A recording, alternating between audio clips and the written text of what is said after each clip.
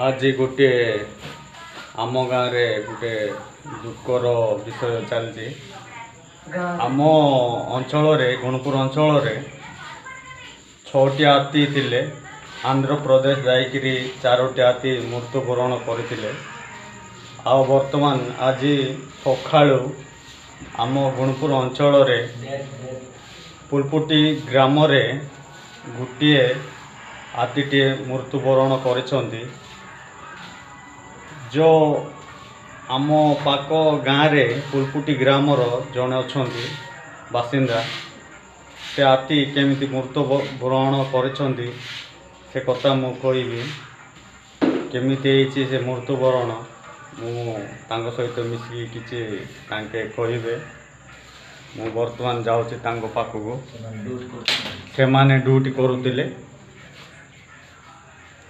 भाई को पाक जीवा आई नमस्कार नमस्कार आउ आम अंचल 6टी हाथी बुलुतिले आंध्र रे तो 4टी हाथी मृत्युवरण करते वर्तमान आज आम फुलपुटी ग्राम रे केमिति हाथी मृत्युवरण कर विषय ठीक कहे हाथी आमर जो मृत्युवरण कर हाथी थिले से 2टा हाथी गोटे हाथीटा आज मृत्युवरण होती आम स्टाफ समस्त आसछंती सहित सब देखा हला आज पोस्टमार्टम चलती जेसीबी लगी तोपा हो से करेन्ट जो खोलला जो ढापटा थिला से ढाप ऊपर गला से करेन्टा लगी था आगुरी कहुई लाइनमैन मन कहुई से मैंने बुझीपारे नहीं के कहले भी से पलटा उठ से वायर टाणु बोली भी से बुझीपारे नहीं आज हाथीर मृत्युवरण जो है बहुत दुखितर कथा एड़ाई गो मु जेतेबेले छोट थिली सेतेबेले तो हाथी पाती किछि नथिले एरिया किछि नथिले आसिले आसिले कोन जंगल सब सफाई जाउछ ना जंगल तो पूरा नष्ट कर दोछन्ते आ कोन करिबा लोक केते गां पाकु बोला हां केते फेलरे बोली मते लोकन को बतेलेबे दो आ मानु नथि लोक जंगल सब सफा कर दो बहुत दुखर कथा मु जेतेबेले छोट थिली आम गुणपुर अंचल रे बहुत जंगल थिला वर्तमान एबे केवल जोटी आपण जीवे केवल खाजु बण ही देखिबे खाजु बण तो निहाती पहाड़ सफा करिया पड़िबो ना पहाड़ सफा करते गोटे लेखा कौन बोले लोक केते कहले मत लोक बुझुन कौन एबे आम जलवायु कमिकी आसुना झरणा जो आसुला से झरणा मत ना झर कौन पे कमी जाऊँ जंगल थिले सीना झरटा आसो वायुबल मत आमको जो कूड़ा पाँच जंगल रू आसुची से जंगल जो जिनस आम पाते से जिनस तो ना आबे को टीणर को लेटेन्ट को बाथरूम को घर छातर ए गरम टाक खाऊ आ जंगल कौन खाऊ जंगल पवन कौन से ना बहुत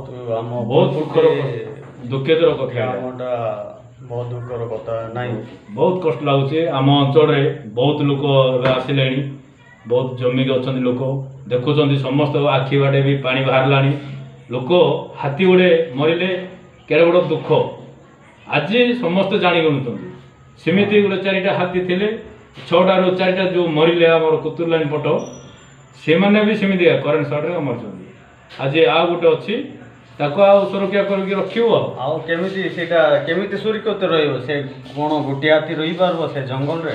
ତାକୁ ସେମିତି ଚେଷ୍ଟା କରିକି ନାଇଁ ବୋଲେ ସେ ଯୁଆଡ଼େ ଯିବାକୁ ଥିବ ସେ ଲାଇନ୍କୁ ସେଟା ଗୋଟେ ଇଏ କରିବ, ବ୍ୟବସ୍ଥା କରାହେବ ଆଉ ଯିବା ପାଇଁ। ଆଉ ଗୋଟେ ହାତୀଟା ଆମେ ସୁରକ୍ଷା କରି ନ ରଖିଲେ ହେବ କି? ଜଙ୍ଗଲରେ ତ ରହିଛି, ତାର ତ କ୍ଷତି ନଷ୍ଟ କରୁନି ନା। ବହୁତ ଦୁଃଖର ଘଟଣା ନା କ'ଣ? ଦେଖିଦେବା ଆଜ୍ଞା, ଆଉ କ'ଣ କରିବ। ଆଉ ଆମେ ଭାବୁଛୁ ହାତୀ ଆସିଲେ ଆମେ ଡରି ଯାଉଛୁ। ଯେଉଁ ମାଟିରେ ହାତୀ ଚାଲିକି ଯାଉଛନ୍ତି ସେଇଠି ଭଲ ଫସଲ ହେଉଛି ବୋଲି ମୁଁ ଶୁଣୁଥିଲି। ଅଧିକାଂଶ ଲୋକ ଆମ ଅଞ୍ଚଳରେ ଯେତେ ଗୁଣପୁର ଅଞ୍ଚଳରେ ମୁଁ ନୂଆରେ ଯେତେବେଳେ 6ଟି ହାତୀ ଆସିଥିଲେ ସେ ବର୍ଷ ଆଜ୍ଞା ଆମ ଏରିଆରେ କପା ବହୁତ ହେଉଛି। ସେ ବର୍ଷ ପୁଚୁକାଟା ବି କପା 9,000 ଟଙ୍କାରେ ଗଲା ନା କ'ଣ ହଁ, କହୁଛନ୍ତି? ସେଟା କନଫର୍ମ। କାହିଁକି ହାତୀ ଗୋଟେ ମା ଲକ୍ଷ୍ମୀ। ହାତୀ ଯେତେବେଳେ ଆସିବ ଗୋଟେ ଆମ ଭାଗ୍ୟରେ ଥିଲେ ଯାଇକି ମାଡ଼ିବ ଭୂମିକୁ, ଭାଗ୍ୟରେ ନଥିଲେ ଭୂମିକୁ ଆସିକି ମାଡ଼ି ପାରିବେନି। ଭାଗ୍ୟରେ ଥିଲେ ମାଡ଼ିବେ, ମାଡ଼ି ଯଦି ଗଲେ ତାଙ୍କେ ଚକଡ଼ା ଚକଡ଼ି କରି ଗଲେ ବୋଲେ ସେମାନଙ୍କୁ ଗାଳି କେବେ କରିବନି।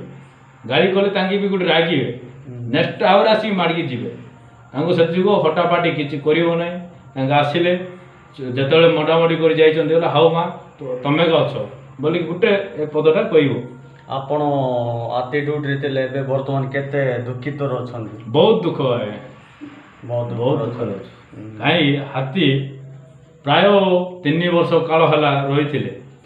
ଏ 3 ବର୍ଷ କାଳ ଯାକ ଆମେ ସେ ହାତୀର ପଛରେ ରହିଛୁ ବୋଲି ଯେଉଁ ଡ୍ୟୁଟି ତାଙ୍କେ ଯେଉଁଠି ଗଲେ ଆମେ ସେଇଠି ଥିବା। ଆଜ୍ଞା କ'ଣ କରିବା ଆଉ, ହାତୀ ସୁରକ୍ଷା କରିଛୁ। ସୁରକ୍ଷା କଲେ ବି ହାତୀ ଆଉ କେମିତି ରାତି ଟାଇମ୍ ତ ଜଣାପଡ଼ିଲା ନାହିଁ। ସେମାନେ ସେ ବାଟ ହରିଲେ ସେ ଲାଇନ୍ ୱାୟାରଟା ଲାଗିଥିଲା। ହଁ ଠିକ୍ ଅଛି। ସେମାନେ ତ ପଶୁ, ଆମେ ତ ମଣିଷ ହିଁ ବେଳେବେଳେ ଅବାଟ ପଳେଇ ଯାଉଛୁ ନା କ'ଣ କହୁଛନ୍ତି? ମଣିଷ ତ ଜ୍ଞାନ ନାହିଁ। ହଁ, ଆମେ ମଣିଷ ହିଁ ଅବାଟକୁ ପଳାଉଛୁ।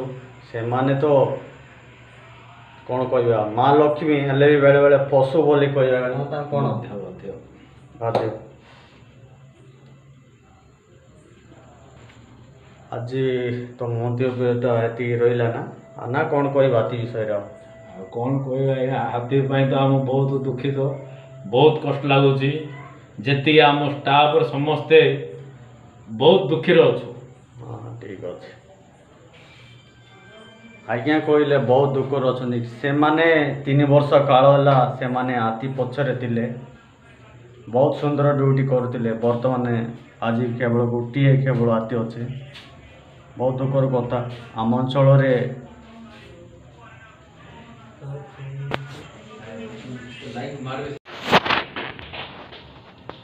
ଆଜି ବର୍ତ୍ତମାନ ପୁଲପୁଟି ଗ୍ରାମରେ ହାତୀ ଗୋଟିଏ ମୃତ୍ୟୁବରଣ କରିଛନ୍ତି। 2ଟି ହାତୀ କେବଳ ଥିଲେ। ବହୁତ ଦୁଃଖର କଥା। ଆଉ ଆଜି ପାଇଁ ମୋ ଭିଡ଼ିଓଟି ଶେଷ କରୁଛି। ରହିଲି, ନମସ୍କାର, ଜୟ ଜଗନ୍ନାଥ। ଯେଉଁମାନେ ମୋ ୟୁଟ୍ୟୁବ୍ ଚ୍ୟାନେଲ୍ ଦେଖୁଛନ୍ତି ସେମାନେ ନିହାତି ସବସ୍କ୍ରାଇବ୍ କରନ୍ତୁ। ରହିଲି, ଜୟ ଜଗନ୍ନାଥ।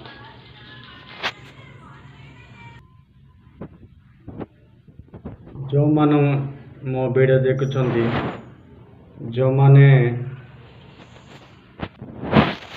ଯେଉଁମାନେ ଦୁଃଖ ଲାଗୁଛି ସେମାନେ ନିହାତି ସେୟାର, ଲାଇକ୍, କମେଣ୍ଟ, ସବସ୍କ୍ରାଇବ୍ ନିହାତି କରନ୍ତୁ। ରହିଲି, ଜୟ ଜଗନ୍ନାଥ। ନିହାତି ଚ୍ୟାନେଲ୍ଟିକୁ ସବସ୍କ୍ରାଇବ୍ କରିବାକୁ ଭୁଲନ୍ତୁ ନାହିଁ।